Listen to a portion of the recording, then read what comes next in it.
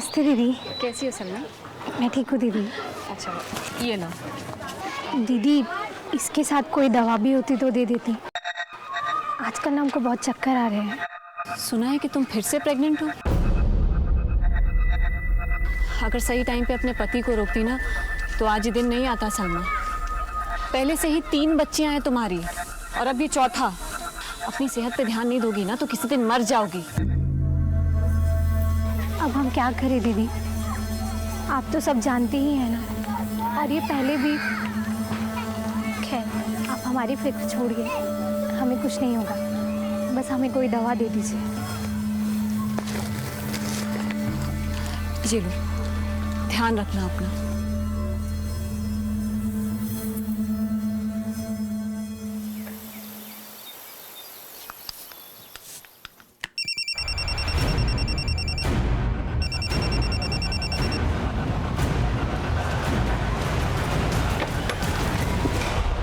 क्या हुआ माँ? मुझे यहीं कहीं से मोबाइल की आवाज आई। माँ आपके कान बज रहे हैं। क्या आपने मोबाइल दिलाया जो बजेगा? जब तक हाई स्कूल पास नहीं कर लोगे ना मोबाइल नहीं मिलेगा। चलो अभी ट्यूशन जाओ जल्दी से, ट्यूशन के लिए लेट हो रहा है। चलो चलो चलो। हाँ हाँ जा रहा हूँ।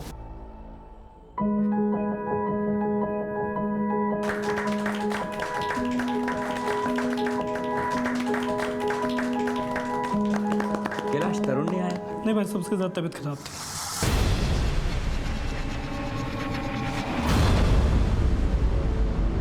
आइए सब लोग मुंह मीठा कर लीजिए।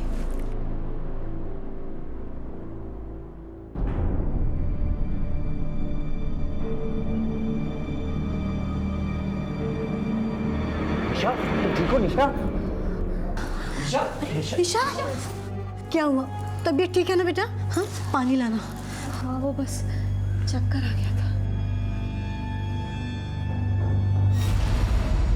क्या कह रहा है अग्रवाल? वही बोल रहा हूँ जो ये रिपोर्ट कह रही है। निशा 1 महीने की प्रेग्नेंट है।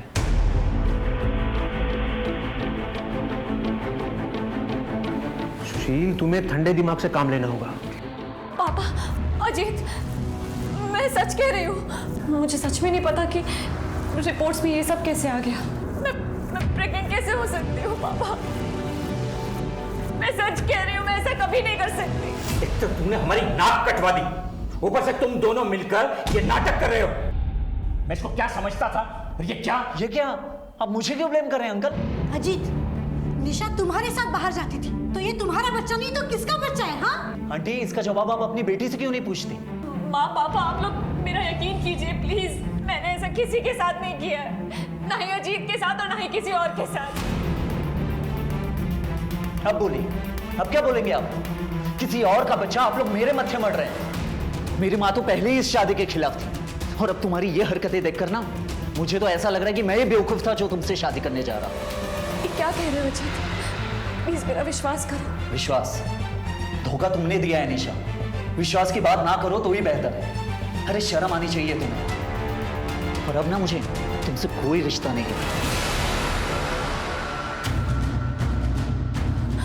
अजीत, अजीत मेरी बात सुनो। पापा, दीदी की तबीयत खराब है और वैसे भी ये भी तो हो सकता है कि डॉक्टर ने रिपोर्ट्स गलत दे दी हो। अब तू मुझे समझाएगी क्या सही और क्या गलत? तू जानती थी ना सब इसके बारे में? बोल निशा, तू बता, किसके साथ मुंह काला किया तूने? किसी के साथ नहीं पापा, आप समझ क्यों नहीं रहे? मुझे लगता है मेरे साथ किसी ने कुछ गलत किया है। हमें पुलिस में कंप्लेंट करनी चाहिए। दिमाग खराब हो गया तेरा? क्या बताएगी पुलिस को कि कोई भूत आया था और उसने ये सब किया है तेरे साथ? एक बात कान खोल के सुन ले, ये रिश्ता टूटना था, टूट गया। अब मैं और बेइज्जती बर्दाश्त नहीं करूंगा। परसों डॉक्टर का अपॉइंटमेंट है। इस बच्चे का अबॉर्शन करो और ये किस्सा यहीं खत्म करो।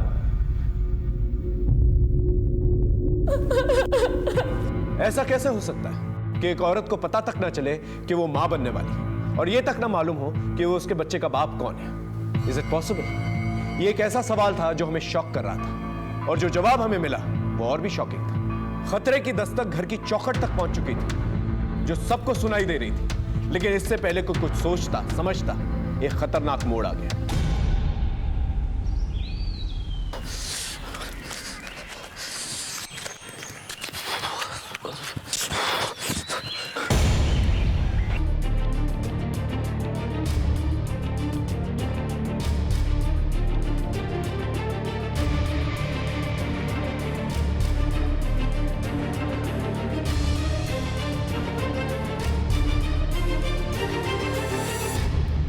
कोई पहचानता है इसे? पहचानते तो नहीं है, पर पास में ही गार्डन है सर यहाँ पे, तो वहाँ पे बहुत सारे लड़की लड़के आते रहते हैं सर, शायद वहीं।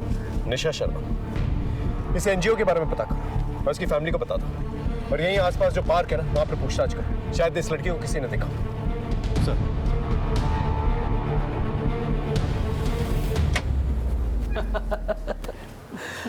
अरे सॉरी। अरे कोई बात नहीं, thank you. Thank you. Okay.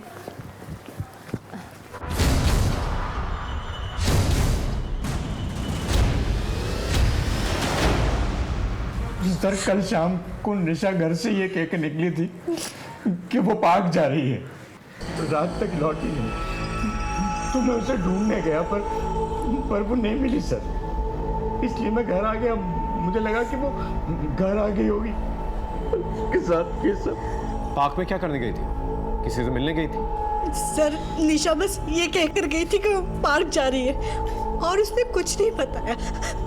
ऋतु, तुम कुछ कह रही थी कि निशा की बात का किसी ने भरोसा नहीं किया, वो कौन सी बात थी? वो प्रेग्नेंट थी सर। तो सर उसकी शादी नहीं हुई थी अब तक, और उसे ये पता भी नहीं था कि उसके होने वाले बच्चे का बाप कौन है। मतलब? सर उसने ये भी कहा था कि उसने ऐसा कभी कुछ किया ही नहीं जिसकी वजह से वो प्रेग्नेंट हो सके। तो फिर वो प्रेग्नेंट कैसे हुई? सर यही तो वो भी समझ नहीं पा रही थी। उसका कहना था कि किसी ने कुछ खिला पिला कर उससे ये सब किया है, पर हम लोग उसकी बात पे भरोसा नहीं कर पाए। हम भरोसा कर भी लेते तो कोई और करता क्या सर? अजीत से उसकी शादी भी इसीलिए टूट गई। आप लोग को हमारे पास आना चाहिए था। हो सकता है कि निशा सच बोल रही थी और इस बच्चे की वजह से उसकी जान ली गई, ताकि उसके बच्चे के बाप का राज ही रह जाए। उसका कोई करीबी या कोई बॉयफ्रेंड जिस पर उसे शक हो, जो ऐसा कर सकता हो, या फिर वो किसी को बचाने के लिए झूठ बोल रही हो? दीदी की शादी होने वाली थी अजीत से, अगर उसे पता होता तो वो अबॉर्शन नहीं करा लेती चुपचाप, ना सबको पता चलने का वेट करती और ना ही अपना तमाशा बनाती। ठीक है, आप लोग जा सकते हैं।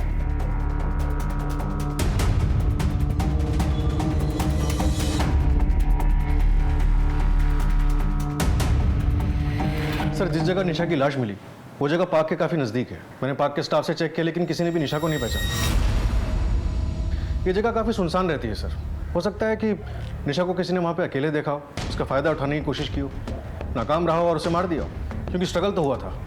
बिल्कुल हो सकता है, लेकिन निशा का कहना था कि उसे दवा देकर उसका रेप किया गया था। अगर एक सेकंड के लिए मान भी ले कि वो सही कह रही थी, अगर वो पुलिस के पास आ जाती तो पता नहीं किस इंसान का राज फाश हो जाता। सर, आपका कहना है कि किसी ने राज को राज रखने के लिए निशा को पार्क में बुलाया और हमेशा के लिए उसे खामोश कर दिया? फिलहाल हमें सारे ऑप्शंस खुले रखने होंगे पार्टी। एक काम करो, निशा के कॉल रिकॉर्ड चेक करो, देखो किसके कॉन्टैक्ट में, उसके एनजीओ से भी चेक करो, और उसके मंगेतर, क्या नाम है उसका? अजीत सर। उसको बुला के लेके सर। ये ले, पिएगा? ये जो अटर पटर चीजें ना, वो मैं नहीं पीता। मतलब?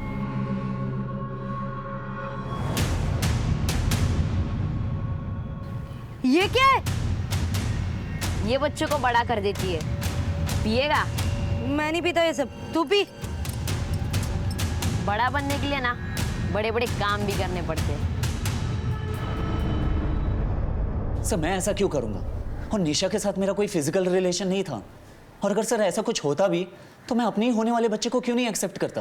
हो सकता है तेरा मन भर गया उससे। सर, जब निशा ने खुद ये बात एक्सेप्ट किया है कि उसे खुद नहीं पता, मैंने ऐसा किसी के साथ नहीं किया है, ना ही अजीत के साथ और ना ही किसी और के साथ। तो आप मेरे मत्थे क्यों ये बात डाल रहे हैं? क्योंकि वो तुझ पे भरोसा करती थी, और इस भरोसे में तू उसे कुछ भी खिला के उसे एक्सप्लॉइट कर सकता था, और जब तुझे पता चला कि वो तेरा राज फाश कर देगी, तूने उसे हमेशा के लिए खामोश कर दिया। बकवास है ये सब। सर, मैं अपनी होने वाली बीवी के साथ सेक्सुअल असॉल्ट कैसे करूंगा? आखिरी बार कब मिला था निशा से? सब वो एंगेजमेंट के अगले दिन, जब मुझे निशा के प्रेगनेंसी के बारे में पता चला। ठीक है, अपने डीएनए टेस्ट के लिए आ जाना। अब जाओ।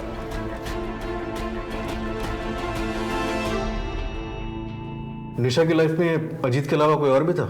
जी सर, अजीत से उसकी एंगेजमेंट होने से पहले उसका अफेयर नमित के साथ चल रहा था। नमित? वो भी हमारी एनजीओ का टीम लीडर था। 1 साल के रिलेशनशिप के बाद दोनों का ब्रेकअप हो गया था। निशा की शादी का पता चलते ही उसने जॉब छोड़ दी थी। कब छोड़ी उसने जॉब? 1 महीने पहले। फिलहाल कहाँ जॉब करता है पता है? जी सर। सर निशा के एक्स बॉयफ्रेंड के नए ऑफिस में बात हुई थी। 22 तारीख को वो देहरादून के लिए निकला था ऑफिशियल टूर पे। इंटरेस्टिंग। निशा का भी मर्डर 20 तारीख को ही। और सर ये निशा के पोस्टमार्टम की प्रिलिमिनरी रिपोर्ट है। इसके हिसाब से निशा की बॉडी में हैवी सेडेटिव के ट्रेसेस मिले हैं। इसका मतलब निशा बिल्कुल सही कह रही थी। कोई उसे सेडेटिव्स दे के मोलेस्ट कर रहा, तभी उसे पता नहीं चला उसके बच्चे का बाप कौन है। इस नमित को उठा के लेके आओ। और सेडेटिव्स का नाम सर्टेन होते ही उसे ट्रेस करना शुरू। सर, ये निशा के कॉल रिकॉर्ड्स हैं। इसमें ज्यादातर कॉल्स तो फैमिली और ऑफिस से ही है। सर, जो निशा को लास्ट कॉल की गई थी वो पार्क के पास के गांव जैतपुर से की गई थी। किसने किया था ये कॉल? सर, ये नंबर किसी सलमा नाम की औरत के नाम पर रजिस्टर्ड है।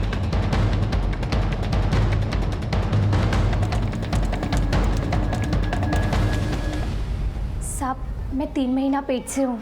उस दिन मैं घर पर ही गिर गई थी। गिरने की वजह से मुझे चोट लग गई, इसलिए मेरी तबीयत भी बहुत ख़राब हो गई थी। इसलिए मैंने उन्हें फ़ोन किया था दवा पूछने के लिए। दवा पूछने के लिए फ़ोन किया था या यहाँ बुलाया था? नहीं साहब, दवा पूछने के लिए फ़ोन किया था।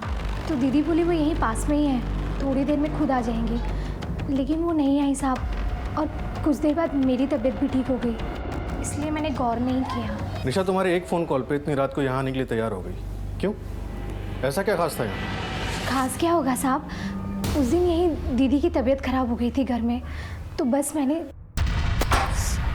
दीदी, दीदी क्या हुआ? आप ठीक तो है ना? बैठिए बैठिए, मैं पानी लेके आती हूँ।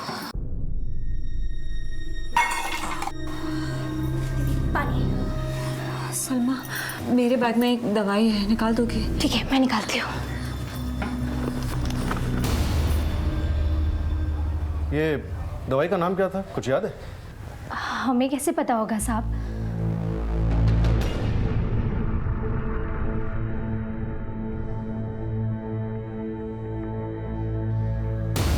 पर हाँ साहब, नीली गोली थी एक। हो सकता है सर, इस दवा के ट्रेसेस निशा की बॉडी से मिले हों। नहीं, निशा ऐसे सेडेटिव्स क्यों लेगी जो उसे बेहोश कर दी? और उसने दवाई यहाँ आकर खाई थी। और अगर वो सेडेटिव्स के बारे में जानती भी थी तो वो यहाँ खाकर यहाँ बेहोश होती है। निशा के घर जाकर पता करना पड़ेगा।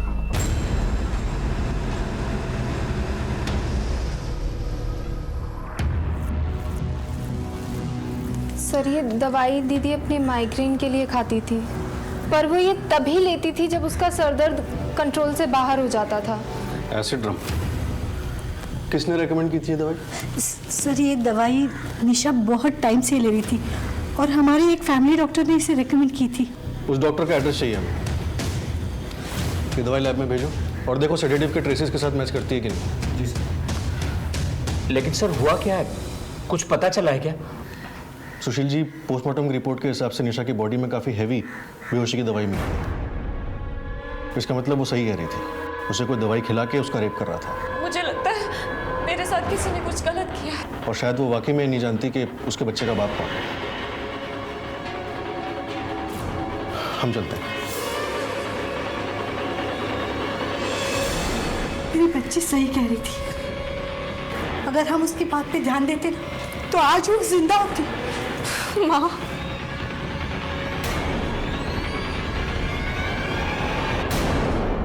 निशा जो एसिड्रम टैबलेट्स ले रही थी वो माइग्रेन की दवा है, लेकिन ये उसकी डिटेल पोस्टमार्टम रिपोर्ट के हिसाब से उसे BHG नाम की टैबलेट्स बतौर सेडेटिव दी जा रही थी। ये टैबलेट्स हॉस्पिटल में एनेस्थीसिया के तौर पे यूज होती हैं। इसका मतलब निशा को BHG टैबलेट्स जो है कोई जानबूझ के दे रहा था ताकि वो बेहोश हो सके, और ये काम कोई उसका अपना ही कर सकता है जिस पे वो भरोसा करती है। अगर ये सेडेटिव्स जनरल यूज के लिए नहीं है तो इसकी सेल और परचेज भी लिमिटेड ही होगी। एक काम करो पांडे, इस सेडेटिव्स के रिटेलर और डिस्ट्रीब्यूटर्स की लिस्ट बनाओ और पता करो कहाँ कहाँ डिस्ट्रीब्यूट किए गए। सर, हाँ यार, निशा का एक्स बॉयफ्रेंड नमित आया है। लेके आओ सर। निशा की शादी का सुनते ही नौकरी छोड़ दी और उसका मर्डर होते ही देहरादून चले गए। कोई खास वजह? कोई खास वजह नहीं थी सर, दूसरी कंपनी में प्रमोशन मिल रहा था, और रही देहरादून की बात तो वो तो पहले से ही प्री प्लान था। प्री प्लान था या प्री प्लान किया? सर, आप मुझ पे गलत शक कर रहे हैं।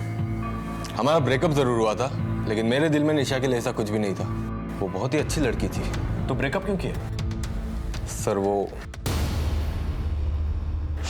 नमित, समझ में नहीं आ रहा है क्या ना मतलब ना? एक तो तुम्हारे नखरे झेलो, ये ना करो, वो ना करो, जॉब ना करो, ऊपर से ये सब। तो क्यों झेल रही हो मेरे नखरे? अगर इतनी प्रॉब्लम है मुझसे तो खत्म करो ना सब। जब रिश्तों में मिलावट आ जाए ना, तो ऐसे रिश्ते खत्म हो जाना ही बेहतर है। सर, रिश्ता खत्म होने के बाद मुझे अपनी गलती का एहसास हुआ और मैंने निशा से माफी भी मांगी थी और निशा ने मुझे माफ भी कर दिया। माफी मांगकर कोई भी रिश्ता फिर से कायम किया जा सकता है, लेकिन जब तुझे पता चला कि वो प्रेग्नेंट है, तूने हमेशा के लिए उसे खामोश कर दिया। 1 साल का रिलेशन था हमारा। जब उसने मुझे तब अपने पास नहीं आने दिया तो अब क्यों आने देती? इतनी अच्छी लड़की के साथ ऐसा कौन कर सकता है? जानता है किसी को? सर, जहाँ निशा की लाश मिली थी उसी गांव में हमारा 2 महीने पहले एनजीओ का कैंप लगा था। वहां पर तूने बच्ची के हाथ में ये दिया? आके मुझसे पूछा कि अब्बू इसका क्या कहते हैं? बोल, 10 साल की बच्ची है, क्या जवाब दूं इसका मैं? बोल। अरे पर लोगों में जागरूकता होना भी जरूरी है। मैडम जी, आपकी जागरूकता गई तेल लेने। अगली बार से अगर मेरी बीवी या बच्ची के आसपास नजर आई तो काट के नाले में फेंक देंगे, समझी? कौन सा गांव था? जैतपुर। ठीक है, तुम जा सकते हो। डीएनए टेस्ट के लिए सिविल हॉस्पिटल पहुंच जाते। हम निशा के मर्डर तक पहुंचने के लिए कड़ी से कड़ी जोड़ रहे थे और एक नाम सामने आया, जावेद। लेकिन जावेद तक पहुंचने से पहले ही एक ऐसा मोड़ आया जिसने हमें भी चक्रव्यूह में डाल दिया। अरे कोई है बाहर? दरवाजा खोलो। रितु, अरे कोई है बाहर? तुम्हें किसने बंद किया? और रितु कहाँ है? मुझे नहीं पता, मैं खुद कब से रितु को आवाज लगा रही हूँ। रितु!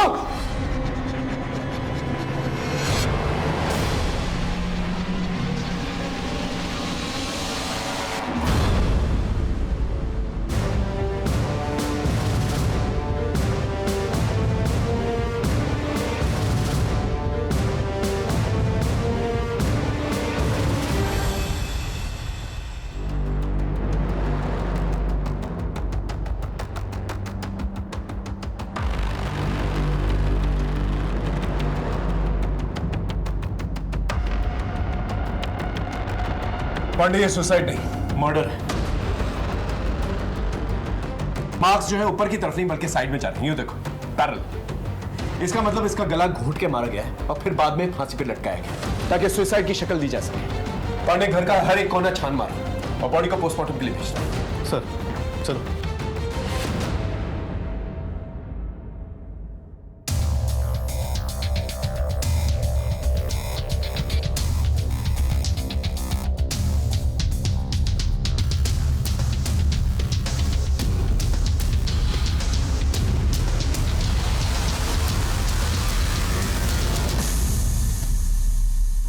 भाई साहब, कैलाश, ये सब क्या हो गया भाई साहब? सब बर्बाद हो गया। हमारा तो घर बर्बाद हो गया।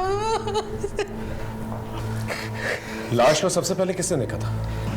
मैं जब बाहर से आया तो नीलम के कमरे का दरवाजा बंद था। मैंने दरवाजा खोला और हम दोनों ऋतु के कमरे में गए और हमने देखा कि पंखे से लटक रही थी। सर, हाँ पंडित, ये फोन मिला, कम से कम 50,000 का होगा, गिफ्ट रैप था। ये फोन आप लोग ने दिया? नहीं, ये तो ऋतु को गिफ्ट मिला था, उसकी सहेली ने उसे गिफ्ट किया था। सहेली का नाम जानती हैं? नहीं। ठीक।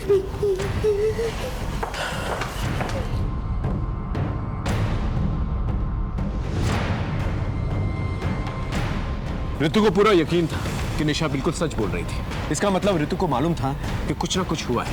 इससे पहले वो अपना मुंह खोल पाती, उसे हमेशा के लिए खामोश कर दिया गया ताकि निशा का राज हमेशा के लिए राज ही रह जाए। पांडे, मोहल्ले में पूछताछ करो, शायद किसी ने कुछ देखा। और ये भी पता करो ऋतु की ऐसी कौन सी रईस सहेली है जो उसे इतना महंगा गिफ्ट देती।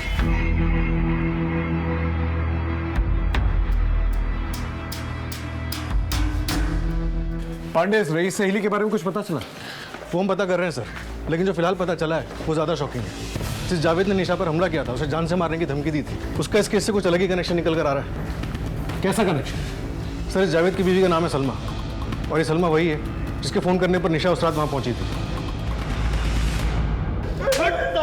मैंने कुछ नहीं किया साहब, मैंने कुछ नहीं किया साहब। बोल। बताता हूँ साहब, उसका जो है ना मेरे परिवार में बहुत ज्यादा दखल हो गया था साहब। उसकी बातें सीख के सलमा कहती थी कि बच्चे ना पैदा करो साहब। हद तो तब हो गई साहब जब उसने मेरी छोटी बच्ची को भी सिखाना चालू कर दिया साहब। बाप हूँ साहब बच्ची का, गुस्सा आ गया था साहब।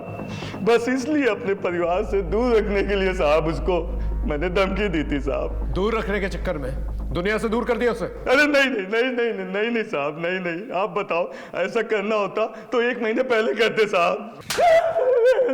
सड़ने दो इसे जेल। जब इसे कुछ याद आएगा ना खुद बकेगा। माफ कर दीजिए साहब, माफ कर दीजिए साहब। सर, आपकी बात सही थी। रितु ने सुसाइड नहीं किया, उसका मर्डर करके उसे फांसी पे लटकाया गया था। और एक बात सर, ये रितु भी निशा की तरह सेक्सुअली एक्टिव थी। कमाल, ये दोनों बहनें सेक्सुअली एक्टिव थी और दोनों का ही मर्डर हो जाता और माँ बाप को कुछ पता तक नहीं चला। इस रितु की बॉडी में सेडेटिव्स मिले हैं क्या? नहीं सर। मतलब इसका भी अफेयर था। हो सकता है कि ये दोनों बहनों का एक ही लड़के के साथ अफेयर था और इसी लड़के ने दोनों बहनों को मार दिया। सर, रितु के दोस्तों से बात की थी। हाँ, कोई भी उसके बॉयफ्रेंड के बारे में कुछ नहीं जानता और ना ही कोई ये बता पाया कि वो फोन उसको किसने दिया होगा। कमाल है, उसका बॉयफ्रेंड था नहीं, उसके माँ बाप ने या उसके दोस्त ने मोबाइल फोन गिफ्ट नहीं किया, तो शायद ये फोन उसने खुद ही खरीदा। एक काम करो, मोबाइल फोन के IMEI नंबर से ना पता करो कि मोबाइल फोन कहां से परचेज किया गया और सुशील का DNA टेस्ट करवाओ। सुशील? लेकिन क्या वो ऐसा करेगा अपनी बेटियों के साथ? जिस दिन निशा का मर्डर हुआ था वो पार्क में था और रितु की भी लाश सबसे पहले उसी ने देखी। ये प्रेगनेंसी तो एक छलावा है, असल बात तो कुछ और है।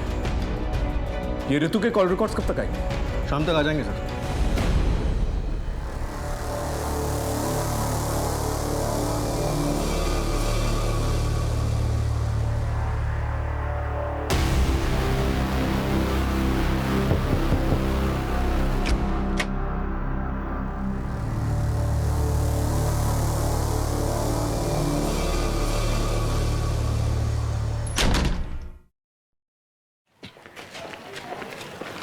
सर, हाँ, निशा की तरह रितु के कॉल रिकॉर्ड से भी कुछ नहीं मिला।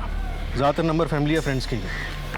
लेकिन एक बात अनयूजुअल है सर, मोबाइल के ज़माने में भी रितु को PCO से बहुत फ़ोन आते थे, वो भी अलग अलग लोकेशन के PCO से।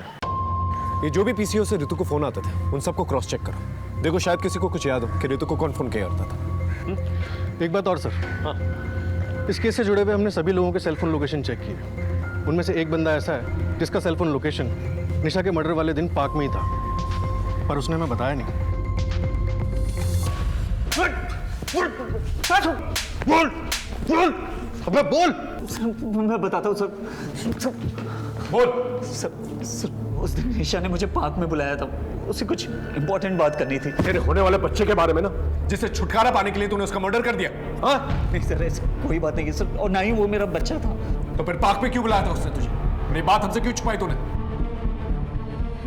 मैं तुम्हें पागल दिखता हूँ? सच बात तो ये है कि ये बच्चा ना तुम्हारी अय्याशियों का नतीजा है। अजीत, अच्छा हुआ जो शादी से पहले ही मुझे तुम्हारा ये चेहरा भी दिख गया। तुम्हें मेरी बात पे भरोसा नहीं है ना कि मैं सच कह रही हूँ? ठीक है, मैं इस रिश्ते को आज इसी वक्त खत्म करती हूँ। हाँ ठीक है, जाओ जाओ, मुझे भी कोई रिश्ता नहीं रखना तुम्हारे साथ। सर, उस दिन हमारा झगड़ा हो गया था और अगले ही दिन जब मुझे पता चला निशा का मर्डर उसी पार्क के करीब हुआ है तो मैं घबरा गया था। इसलिए घबराना तो वाजिब है तेरा। दो मर्डर जो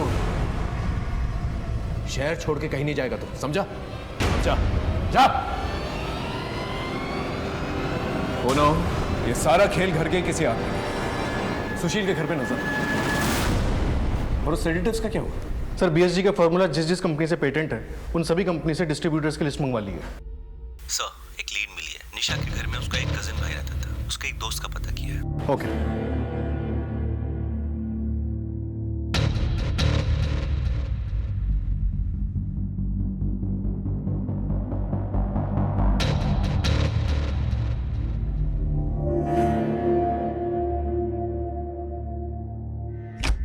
कब से आ रहा तू यहाँ पे? सर, मेरा तो इस घर में आना जाना लगा ही रहता है। सारा सामान मेरे यहीं से तो जाता है। क्या हुआ सर? चल आजा, कुछ बातें करनी है। सर, 1 महीने पहले तक निशा का कजन तरुण उनके साथ ही रहता था, मेरा दोस्त बन गया था, मगर 1 महीने पहले निशा ने उसको घर से निकाल दिया था। ये ले अपना बैग पकड़ और निकल यहाँ से। दीदी प्लीज प्लीज दीदी, ये क्या कर रहा है? दीदी आई रियली सॉरी दीदी, प्लीज प्लीज छोड़ मुझे। दीदी प्लीज। तू तो शुक्र मना कि सिर्फ चाचा जी को पता है और किसी को नहीं। और हाँ, जिसको जो बताना होगा मैं खुद बताऊंगी, समझ रहा है तू? निकल यहाँ से। दीदी आई रियली सॉरी दीदी, प्लीज अब आगे से कभी नहीं होगा दीदी, सॉरी प्लीज। कोई सॉरी वॉरी नहीं दीदी। ये बैग पकड़ दीदी दीदी प्लीज और निकल यहाँ। प्लीज दीदी प्लीज निकल यहाँ से, समझ में नहीं आ रहा दीदी तुझे? दीदी निकल यहाँ प्लीज दीदी। तो तू क्या कहना चाहता? तरुण ने किया है सब? मैं क्या बोलूं? सच सच बता वरना हलक से ना जबान निकालूंगा। बोल। सर वो तरुण सर वो पोर्न वीडियो का बहुत शौकीन था, एडिक्ट था एकदम। मेरी ही दुकान से रिचार्ज करवाता और 4 दिन में ही पूरा इंटरनेट पैक खत्म कर देता था पोर्न वीडियो देखकर। मगर उसकी कोई गर्लफ्रेंड नहीं थी। तो क्या? बोल। हो सकता है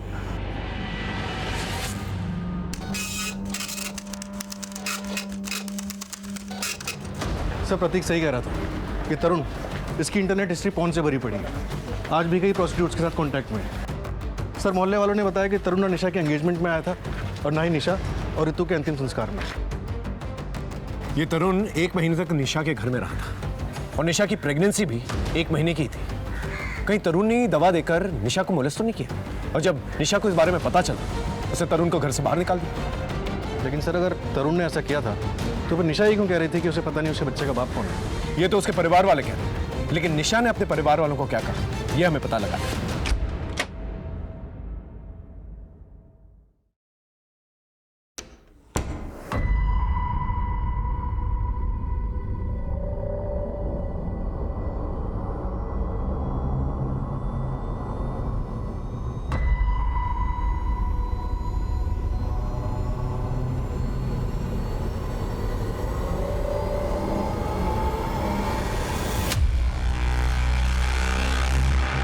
हिस्ट्री तेरी पॉर्न से भरी हुई है, प्रोस्टिट्यूट के साथ रेगुलर कांटेक्ट में रहता है और तू कह रहा है कि तूने कुछ नहीं किया। हाँ सर, मैं प्रोस्टिट्यूट के कांटेक्ट में हूँ, लेकिन सर ये मेरी बीमारी का इलाज है। ऐसी कौन सी नई बीमारी हुई है तुझे जिसके इलाज के लिए तुझे प्रोस्टिट्यूट के पास जाना पड़ता है? सर तरुण एक्चुअली सेक्स एडिक्ट है, इसका इलाज भी चल रहा है। डॉक्टर का कहना है कि इस एडिक्शन का सिवाय सेल्फ कंट्रोल के कोई और इलाज नहीं है। और इसीलिए सर मैं प्रोस्टिट्यूट के पास जाता हूँ सेल्फ कंट्रोल चेक करने के लिए। अपने इस एडिक्शन में किस पे हाथ डाला था, ऋतु पे या निशा पे, जिसकी वजह से निशा ने तुझे घर से बाहर निकाल दिया? नहीं सर, इसकी वजह कुछ और ही थी।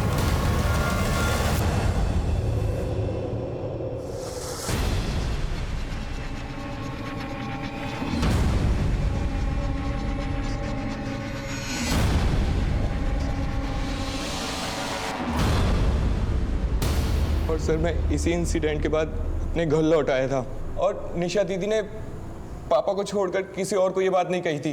निशा रेड लाइट एरिया में क्या कर रही थी? सर वो तो मुझे नहीं पता, लेकिन जब मैं निशा दीदी के घर में रहता था तो कई बार कुछ अजीब गरीब हुआ था।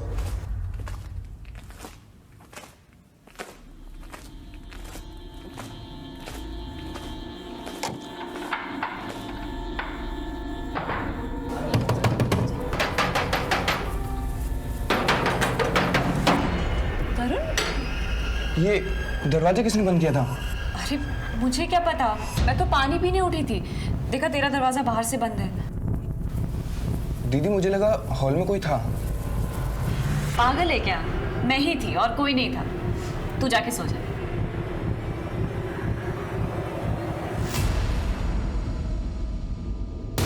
सर आई एम श्योर वहाँ कोई तो होता था। ये एक बार नहीं कई बार हुआ था। जब भी मेरा दरवाजा रात में बाहर से बंद होता था तो बाहर कोई ना कोई होता था और मेरे रूम का दरवाजा निशा दी या ऋतु में से कोई एक खोलती थी। ठीक है, तुम्हारा डीएनए टेस्ट करना होगा।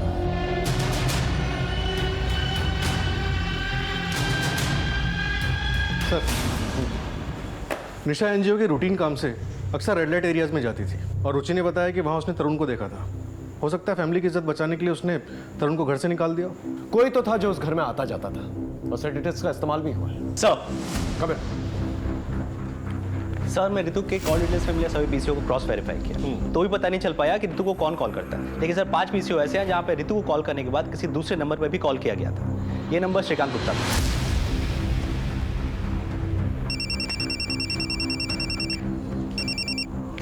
हेलो, ओके सर, बीएसजी के 4 डिस्ट्रीब्यूटर्स में से सिर्फ एक डिस्ट्रीब्यूटर है गाजियाबाद में, मेडोक फार्मेसी। तुम फार्मेसी जाओ। सर। पांडे, इस श्रीकांत गुप्ता के घर जाके देखो। सर। सर ये नंबर तो हमारा नहीं है। आपके आईडी पर रजिस्टर्ड है ये नंबर? मेरे आईडी पे? आप दोनों के अलावा कौन कौन रहता है घर में? सर घर में मैं, मेरी पत्नी और मेरा बेटा, बस।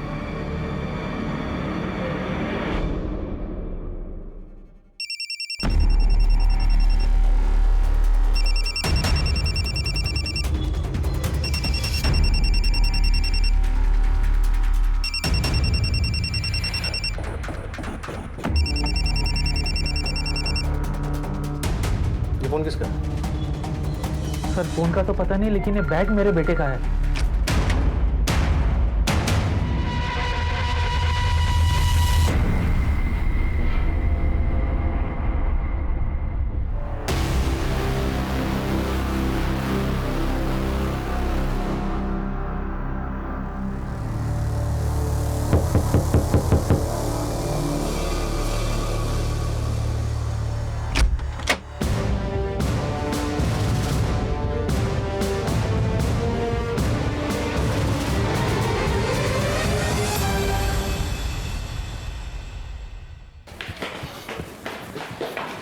आप बता सकते हैं इस बीएसजी दवा का डिस्ट्रीब्यूशन आपकी कंपनी में किसके जिम्मे है?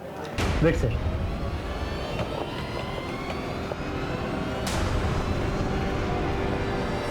ये लीजिए।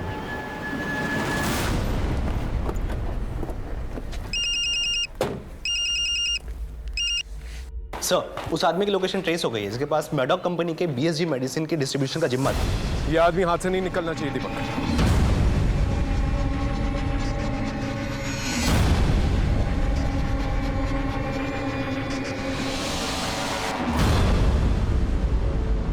अपने ट्यूशन टीचर के साथ तुमने ऐसा क्यों किया? सर मुझे मोबाइल खरीदना था, लेकिन मेरे पापा मम्मी मान ही नहीं रहे थे।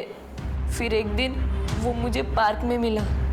उसने मुझसे कहा अगर मैं उसका एक काम कर दूं तो वो मुझे मोबाइल देगा।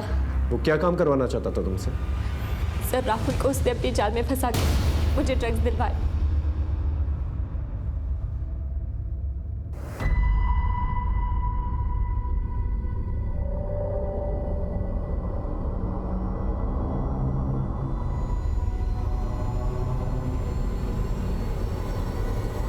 उसने मुझसे कहा जैसे ही अदिति में दवा पी ले मुझे फ़ोन कर देना। मैंने ऐसे ही किया। वो मुझे ड्रग्स देकर मुझ पे रेप करता रहा और उसने वीडियोस बना ली और फिर मुझे ब्लैकमेल करता रहा। क्या नाम है उसका?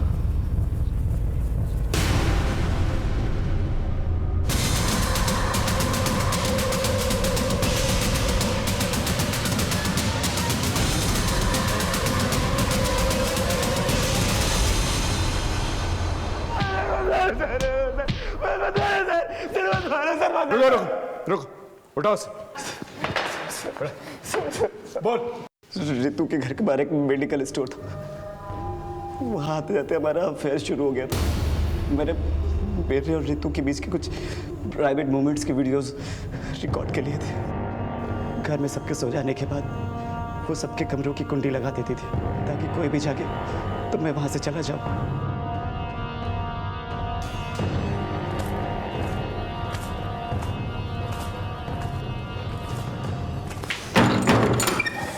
अरे ऋतु, तू यहाँ क्या कर रही थी रात को?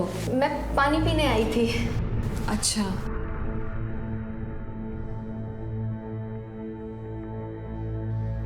सर निशा की खूबसूरती के आगे ऋतु कुछ भी नहीं थी। मेरा मन टोल गया था।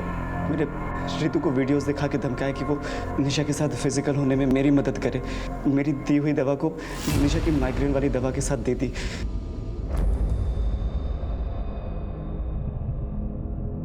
प्लीज ऐसा मत। चुप कर।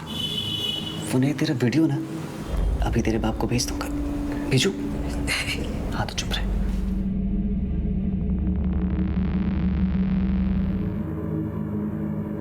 सब कुछ मेरे हिसाब से चल रहा था, मगर निशा प्रेग्नेंट हो गई और चीजें बदल गई। रितु ने आके मुझे बताया कि निशा को उस पर शक हो गया है। मैंने आज तक कभी किसी के हाथ से कुछ नहीं खाया, सिर्फ तुम ही मुझे दवाई देती हो। कहीं तुमने ही तो ये सब। ये क्या बोल रही दीदी? इसलिए मैंने उसे ठिकाने लगाने का प्लान बना लिया। 2-3 दिन मैंने उसका पीछा किया, फिर वो मौका आ गया जिसकी मुझे तलाश थी। वो सुनसान रास्ते में अकेले जा रही थी। रितु को क्यों मारा? रितु को शक हो गया था कि मैंने निशा का मर्डर किया है, और पुलिस को जब ये पता चला कि निशा को सिलेक्ट्री देकर उसका रेप किया गया, रितु डर गई। हमें ना पुलिस को सब कुछ सच सच बता दो। देख, किसी को कुछ भी पता नहीं चलेगा, बस तुम अपना मुंह बंद रखना। रितु इतने डर गई थी कि अगर पुलिस उससे एक बार भी पूछताछ करती तो वो सब कुछ उगल देती, पर मैं ये रिस्क नहीं लेना चाहता था।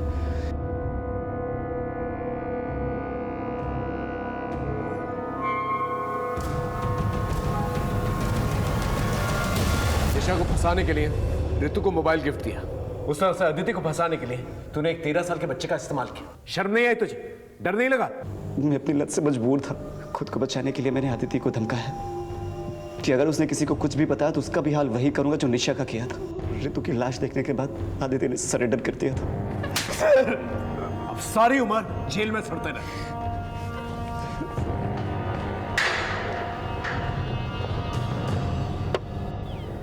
देखा आपने कितनी दस्तकें मिली। निशा का अपनी तबीयत को इग्नोर करना, ये एक दस्तक थी। निशा का ये बार बार कहना कि उसे नहीं पता उसके बच्चे का बाप कौन है। मैं प्रेग्नेंट कैसे हो सकती हूँ पापा? और उसके फैमिली मेंबर्स को इस दस्तक को इग्नोर करना। निशा के माँ बाप को पुलिस की हेल्प लेनी चाहिए थी।